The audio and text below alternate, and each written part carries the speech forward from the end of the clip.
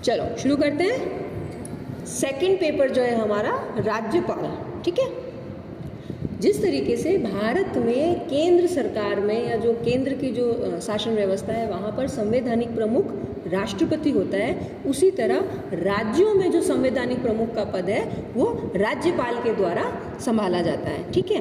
भारतीय संविधान में 153वें अनुच्छेद के अंतर्गत ये व्यवस्था कर दी गई है कि हर राज्य में एक राज्यपाल होगा, ठीक है। हालांकि 1956 में जो 7वां संविधान संशोधन हुआ था उसके अंदर ये भी एक क्लॉज प्रोविजन डाल दिया गया कि एक ही व्यक्ति को 2 राज्यों का या उससे ज़्यादा का राज्यों का भी चार्ज जो है राज्यपाल का दिया जा सकता है, ठीक है।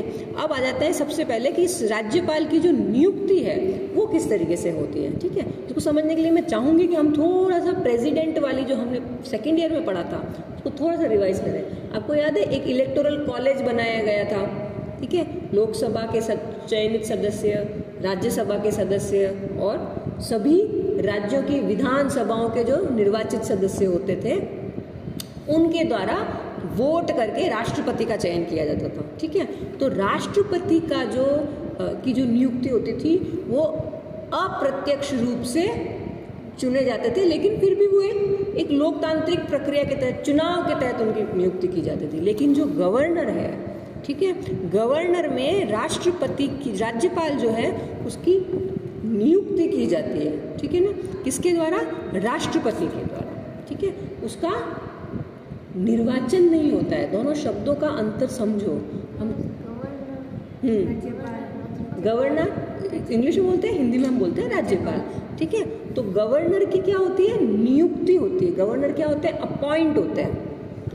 राष्ट्रपति क्या होते हैं? इलेक्ट होते हैं, निर्वाचित होते हैं, मतलब लोगों ने मिलके उनको चुना है, ठीक है ना। तो जो गवर्नर का पद है, जो राज्यपाल का पद है, उसमें उनकी जो नियुक्ति है वो राष्ट्रपति के द्वारा की जाती है, अनुच्छेद 155। अभी ग्रेजुएशन फाइनल ईयर में हो तो थोड़ी थोड़ी अभी उम्मीद होगी आपसे कि आप लोग अब थोड़े थोड़े अनुच्छेदों को याद रखना शुरू करें, ठीक है। 153 हमने पहले पढ़ा जिसमें प्रत्येक राज्य में एक राज्यपाल होगा। 155 में कि उसकी जो नियुक्ति, तो नियुक्ति से संबंधित 155 जो अब नेक्स्ट पॉइंट आप जो अपना इसमें शॉर्ट नोट में लिखें वो लिखें अनुच्छेद 155 डैश करके नियुक्ति और फिर आगे डैश करके राष्ट्रपति लिख दो, तो एक पॉइंट में आपको चीज़ समझ में आ जाएगी। डन। फिर आते हैं अनुच्छेद 156 जो है वो क्या कहता है कि राष्ट्रपति की जो नियुक्ति थी उसका जो राष्ट्रपति का जब हमने इलेक्शन किया था और उसको जब पद पे बैठाया था तब उनकी जो टर्म ऑफ ऑफिस है, मतलब कब तक वो पद को धारण करेंगे, ठीक है। तो राष्ट्रपति तो 5 साल के लिए बनते हैं, जबकि राज्यपाल जो है, राज्यपाल के लिए भारत के संविधान के अनुच्छेद 156 में ये स्पष्ट उल्लेख किया गया है कि राज्यपाल राष्ट्रपति के प्रसाद पर्यंत अपने पद को धारण करेगा। राष्ट्रपति के प्रसाद पर्यंत मतलब जब तक राष्ट्रपति की इच्छा है तब तक राज्यपाल महोदय रहेंगे, जब राष्ट्रपति की इच्छा होगी वो उनको वहाँ से हटा सकते हैं। वहाँ पे कोई ज़रूरी नहीं है कि वो 5 साल का कार्यकाल निकाले ही निकालें, ठीक है। हालांकि राष्ट्रपति ही राज्यपाल को पदमुक्त कर सकता है, उसे समय से पूर्व वापस बुला सकता है तथा एक राज्य से दूसरे राज्य में स्थानांतरण कर सकता है, ठीक है।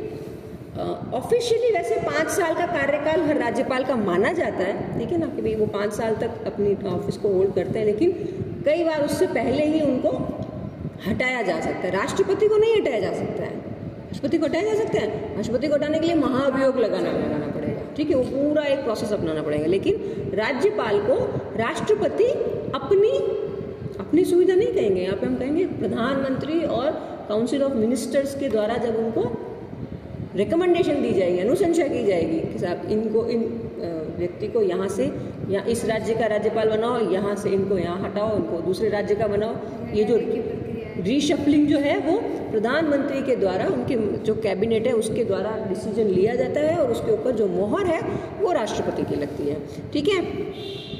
लेकिन 5 वर्ष का है, वो अपने कार्यकाल समाप्त होने के बाद भी वो अपने पद पर तब तक बना रह सकता है जब तक किसी अन्य व्यक्ति को राज्यपाल नियुक्त न कर दिया जाए।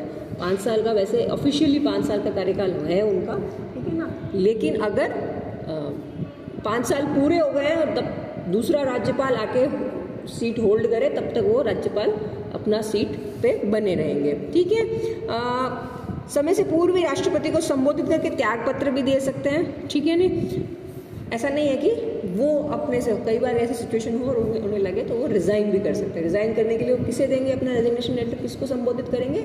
राष्ट्रपति को। डन। देन महाभियोग जैसी कोई व्यवस्था नहीं है, ये बात हमको यहाँ पे समझ में आ गई। ठीक है, इसको राज्यपाल की नियुक्ति में इस विधि को अपनाने के लिए, ठीक है ना, ये चाहते तो यहाँ पे भी तो ऐसा हो सकता था कि जो विधानसभा के जो चयनित सदस्य हैं उनके द्वारा चुन के राज्यपाल चुना जाएगा। ठीक है ना, लेकिन इसके पीछे की भावना ये थी कि राज्यपाल जो है वो राष्ट्र एकता को बनाने वाले लोग हैं, ताकि केंद्र सरकार के द्वारा कुछ लोग जो है सभी राज्यों में एक एक व्यक्ति को नियुक्त किया जाए जो कि भारत की एकता को स्थापित कराए। ठीक है ना, क्योंकि उनको जब केंद्र ने स्थापित किया है तो उनकी जो क्या कहेंगे, लॉयल्टी जो है, ठीक है ना, उनका जो झुकाव है वो केंद्र की तरफ ज़्यादा होता है। ठीक है, तो इसके लिए इस एकता को बनाए रखने के लिए इस तरीके से की व्यवस्था की गई है। ठीक है, भारत में राज्य का जो राज्यपाल है वो राज्य का प्रमुख है, सरकार का प्रमुख नहीं है। राइट, वो तो केंद्र में भी वही चीज़ है जो हमारे यहाँ पर जब हम संसदीय लोकतंत्र व्यवस्था की बात करेंगे, हम कहेंगे यहाँ पर पार्लियामेंट्री डेमोक्रेसी है, तो पार्लियामेंट्री डेमोक्रेसी में हमेशा जो प्रमुख होते हैं वो दो तरह के देखने को मिलते हैं, एक नाम मात्र के होते हैं और एक वास्तविक होते हैं, है ना। तो जो राष्ट्रपति है वो नाम मात्र का राज्य प्रमुख है, और प्रधानमंत्री जो है वो वास्तविक रूप में वो जो कार्यकारी शक्तियां हैं उनका क्रियान्वयन करते हैं। तो ये पैटर्न राज्यों में देखने को मिलता है। राज्यपाल जो है वो क्या है, राज्य के प्रमुख हैं, और सरकार का प्रमुख मुख्यमंत्री और उनकी मंत्री परिषद होती है। ठीक है, जबकि अमेरिका में व्यवस्था उल्टी है। जब हमने अमेरिका पढ़ा था फर्स्ट पेपर के अंदर, तो उसमें क्या था कि अमेरिका का प्रेसिडेंट जो है, अमेरिका में कौन सा सिस्टम चलता है, संसदीय लोकतंत्र तो है नहीं, वहाँ क्या है, अध्यक्षात्मक व्यवस्था है, प्रेसिडेंशियल फॉर्म ऑफ गवर्नमेंट है। तो प्रेसिडेंशियल फॉर्म ऑफ गवर्नमेंट में क्या होता है, जो राज्य का प्रमुख है वही सरकार का भी प्रमुख है। अमेरिका का राष्ट्रपति ही तो पूरे नेशन को रिप्रेजेंट करता है, और सारी की सारी पॉलिसीज बनाना, सारे के सारे डिसीजन लेना भी तो राष्ट्रपति का ही काम है। वहाँ पे कोई प्रधानमंत्री की व्यवस्था थोड़ी है। वहाँ पे ऐसा थोड़ी है कि वो प्रधानमंत्री और उनकी जो कैबिनेट होगी वो लोकसभा के प्रति या जो भी लोअर हाउस होगा उसके प्रति जाके उनको उत्तरदायी होना पड़ेगा। अमेरिका में सिस्टम नहीं है, वहाँ पे अध्यक्षात्मक व्यवस्था है, प्रेसिडेंशियल फॉर्म ऑफ गवर्नमेंट है। हमारे यहाँ पे संसदीय लोकतंत्र की व्यवस्था है। डन। इसके लिए योग्यताएं, ठीक है ना, योग्यताएं ज़्यादा कुछ नहीं है। एक तो है कि उम्मीदवार जो भी व्यक्ति है वो 35 वर्ष का हो, ठीक है, और सेकंड है कि वो किसी भी राज्य या किसी भी केंद्र में कहीं पे भी किसी विधायिका का सदस्य, लोकसभा का मेंबर नहीं हो सकता, और अगर है तो उसे वो रिज़ाइन करना पड़ेगा। ठीक है ना, हो सकता है वो राज्यसभा में कोई मेंबर और उसको राज्यपाल बना दे, तो फिर उसको उसी वक्त जैसे वो राज्यपाल का पद धारण करेगा तो उसको अपनी राज्यसभा की जो सदस्यता है उससे इस्तीफा देना पड़ेगा। और प्लस वो किसी लाभ के पद पर भी नियुक्त नहीं होना चाहिए, और भारत का नागरिक। तो बेसिक दो जो रिक्वायरमेंट है, एक तो भारत का नागरिक और 35 वर्ष की उम्र से ज़्यादा उसका उम्र होनी चाहिए। ठीक है, राज्यपाल की नियुक्ति के समय सलाह लेने की परंपरा है। ठीक है ना, हालांकि इसका पालन किया जाए या नहीं किया जाए इसकी कोई बाध्यता नहीं है। ठीक है ना, जैसे अभी अगर हम कहें केंद्र और राज्यों में अगर जो सरकारें हैं वो अगर सेम पार्टी की है तो सलाह ले ली जाती है। ठीक है ना, लेकिन अगर अलग पार्टी की, जैसे अगर हमारे यहाँ पे बात करें तो हमारे राज्य में अभी कांग्रेस की सरकार है, केंद्र में बीजेपी की सरकार है, तो कोई ज़रूरी नहीं है कि प्रधानमंत्री जो मोदी जी हैं वो अशोक गहलोत जी से पूछें कि साहब आपके यहाँ पे राज्यपाल की नियुक्ति करनी है तो इस व्यक्ति को बारे में हम सोच रहे हैं। कोई ज़रूरी नहीं, कोई बाध्यता नहीं, लेकिन किया जाना चाहिए। बहुत सारे ऐसे जो कमीशंस आए हैं, आयोग आए हैं, जिन्होंने ये कहा है कि किया जाना चाहिए। जब मुख्यमंत्री के से उसकी राय ली जानी चाहिए। ठीक है ना। देन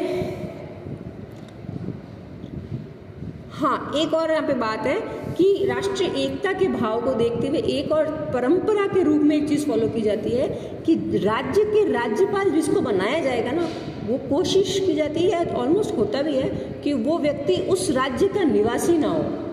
मतलब अगर राजस्थान में किसी व्यक्ति को राज्यपाल की नियुक्ति देंगे ना, तो कोशिश ये की जाएगी कि वो व्यक्ति राजस्थान का ना हो, वो किसी और का होना चाहिए, वरना क्या होगा, उसके मन में एक पक्षपात का फॉर्म देखने को मिल सकता है।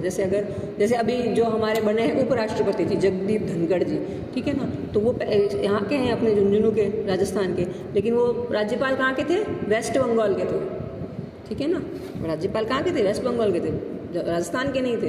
राजस्थान में जो अभी हैं वो कहाँ के हैं, यूपी के हैं, ठीक है ना। तो क्या होगा कि जो राज्यपाल जो व्यक्ति को बनाया जाएगा वो बिल्कुल एक कैसा भाव होगा उसका, किसी के प्रति किसी भी प्रकार का कोई पक्ष नहीं होगा कि नहीं ये तो मेरा एरिया है, ये तो मेरे लोग हैं, तो बिल्कुल निर्लिप्त भाव से अपनी ड्यूटीज कर सके। उसके लिए राज्य का हर व्यक्ति जो है वो सेम भाव रहे उसके लिए।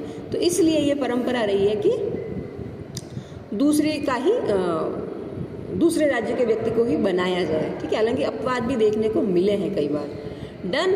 देन राज्यपाल के विरुद्ध कोई भी फौजदारी कार्यवाही नहीं की जाती, उसे गिरफ्तार नहीं किया जा सकता, उसे बंदी नहीं बनाया जा सकता, ठीक है। और अपने कार्यों को करने और शक्तियों के प्रयोग के लिए वह न्यायालयों के प्रति उत्तरदायी नहीं है, ठीक है ना। इस पॉइंट को याद रखना कि राष्ट्रपति जो है उसको क्या कह सकते हैं, ये एक तरीके की राष्ट्रपति की क्या है, स्वतंत्रताएं, सॉरी राज्यपाल की, ठीक है ना, राज्यपाल की क्या है, स्वतंत्रताएं कि वो किसी भी कोर्ट में जवाबदेह नहीं है अपने ऑफिशियल वर्क के लिए, ठीक है। ऐसा नहीं कह सकते हैं कि राज्यपाल ने कोई चोरी कर ली या किसी का खून कर दिया, मर्डर हो गया उसके हाथ से, और हम कहेंगे नहीं राज्यपाल तो अपने इंडिविजुअल वर्क के लिए वो है। अगर वो ऐसा काम उससे अगर हो जाए तो फिर पहले उससे उस पद से विमुक्त किया जाएगा और फिर उसके ऊपर भी वही कानून लागू होगा जो एक आम इंसान पे होता है।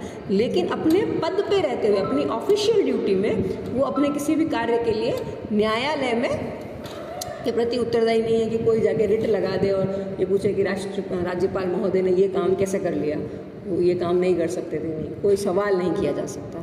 डन। फिर जो उसकी शपथ है, शपथ कौन दिलाते हैं, राज्य के उच्च न्यायालय के मुख्य न्यायाधीश, चीफ जस्टिस ऑफ, जैसे अगर हम राजस्थान के राज्यपाल की बात करें तो राजस्थान के जो चीफ जस्टिस हैं हाई कोर्ट के, वो शपथ दिलाएंगे हमारे राज्यपाल महोदय को, ठीक है। और अगर वो अनुपस्थित है या अभी वो ऑन सीट नहीं है या रिटायर हो चुके हैं तो कोई जो भी वरिष्ठ न्यायाधीश होगा उसकी सहायता से इस काम को संपन्न किया जाएगा, ठीक है।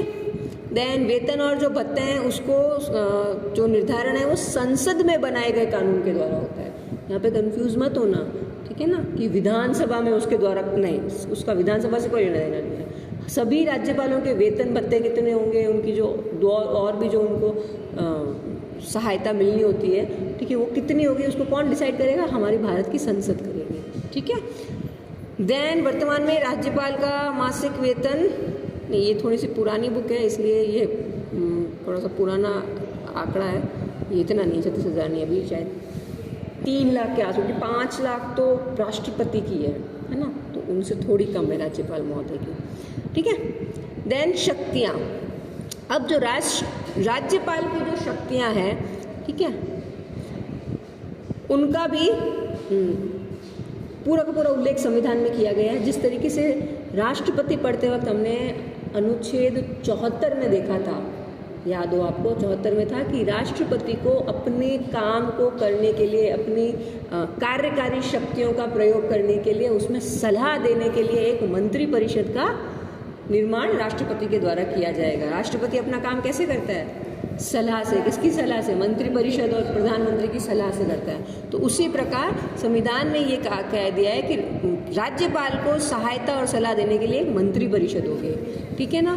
और ऐसी व्यवस्था केंद्र में राष्ट्रपति के लिए भी दी गई है, ठीक है। राज्यपाल की स्थिति राष्ट्रपति से इस अर्थ में विशिष्ट है कि अनुच्छेद 163(1) में राज्यपाल को विवेकाधिकार की शक्तियाँ दी गई, डिस्क्रिशनरी पावर, ठीक।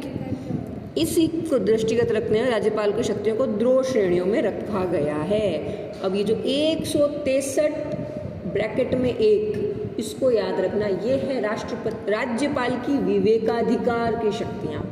राष्ट्रपति के पास कोई विवेकाधिकार की शक्तियाँ नहीं है, मतलब विवेक, अपने विवेक से काम करने की शक्ति राष्ट्रपति के पास नहीं है।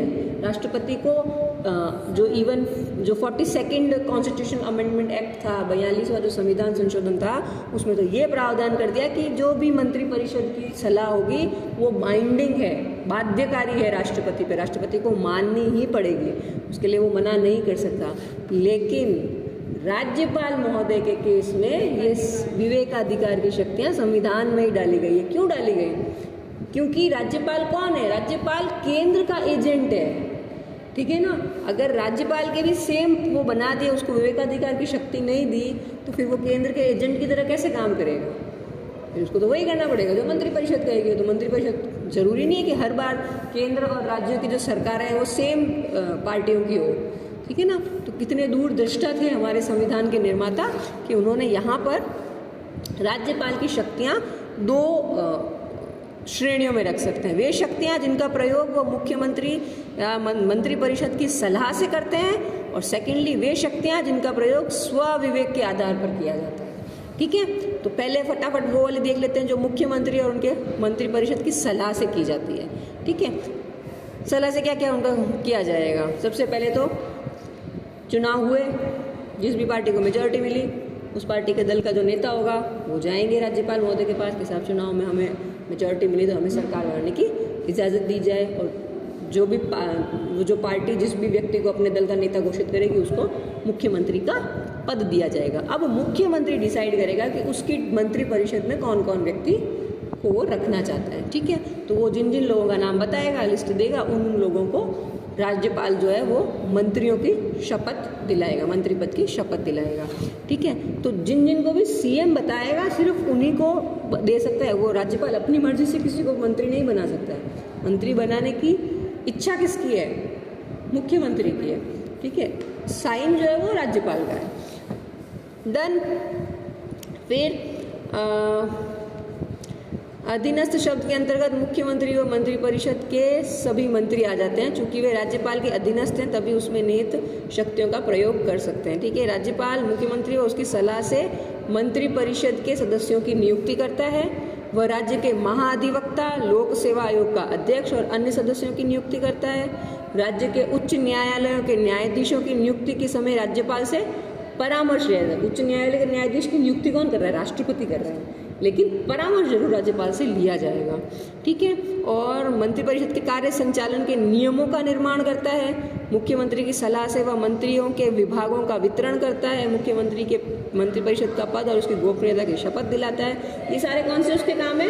ये भी उसी तरीके से हम कहेंगे कि एग्जीक्यूटिव वर्क और लेजिस्लेटिव वर्क, ठीक है, और जुडिशियल वर्क। जैसे हमने राष्ट्रपति के समय पढ़े थे कि राष्ट्रपति की कार्यकारी शक्तियाँ, राष्ट्रपति की विधायी शक्तियाँ, राष्ट्रपति की वित्तीय शक्तियाँ, राष्ट्रपति की न्यायिक शक्तियाँ, वो जो पढ़ी थी ना, तो ये सारी इसी के अंतर्गत आएगी, जिसमें कि उसको मुख्यमंत्री और मंत्रिपरिषद की सलाह मान के काम करना। ऑलमोस्ट सारी की सारी वही सेम की सेम, ठीक है। सिर्फ जब हम न्यायिक शक्तियों को पढ़ेंगे तो न्यायिक शक्तियों में क्या एक बात अलग हो जाएगी कि जो राज्यपाल है उसका जो क्षेत्र है वो राज्य में अगर किसी के व्यक्ति के द्वारा किसी कानून का उल्लंघन हो गया और उसको अगर सज़ा मिली है तो वो उस कैदी की अगर क्षमा याचना वाली जो है उसको वो सुन सकता है, ठीक है ना। ऐसा नहीं है कि यूपी में क्राइम हुआ है वहाँ पे उसको सज़ा मिली और राजस्थान के राज्यपाल के उसके सामने उसने क्षमा याचना लगाई है, उसको यूपी के राज्यपाल के सामने लगानी पड़ेगी, ठीक है ना।